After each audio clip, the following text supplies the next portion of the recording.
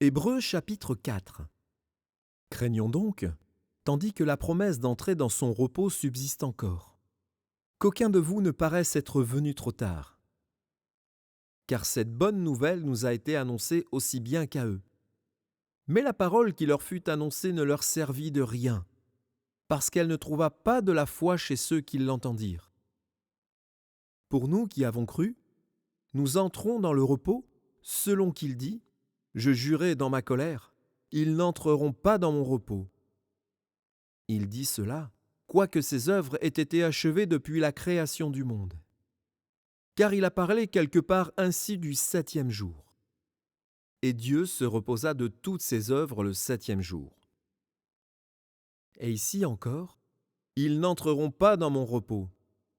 Or, puisqu'il est encore réservé à quelques-uns d'y entrer, et que ceux à qui d'abord la promesse a été faite n'y sont pas entrés à cause de leur désobéissance, Dieu fixe de nouveau un jour.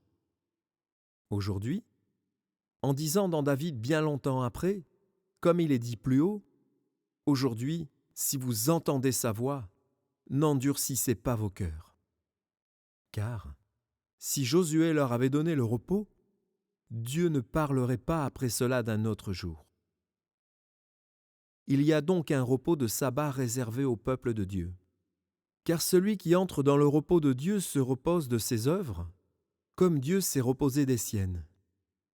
Empressons-nous donc d'entrer dans son repos, afin que personne ne tombe en donnant le même exemple de désobéissance. Car la parole de Dieu est vivante et efficace, plus tranchante qu'une épée quelconque à 2 tranchants, pénétrante jusqu'à partager âme et esprit, jointure et moelle. Elle juge les sentiments et les pensées du cœur. Nulle créature n'est cachée devant lui, mais tout est nu et découvert aux yeux de celui à qui nous devons rendre compte. Ainsi, puisque nous avons un grand souverain sacrificateur qui a traversé les cieux, Jésus, le Fils de Dieu, demeurons fermes dans la foi que nous professons, car nous n'avons pas un souverain sacrificateur qui ne puisse compatir à nos faiblesses. Au contraire, il a été tenté comme nous en toutes choses, sans commettre de péché. Approchons-nous donc avec assurance du trône de la grâce, afin d'obtenir miséricorde et de trouver grâce, pour être secourus dans nos besoins.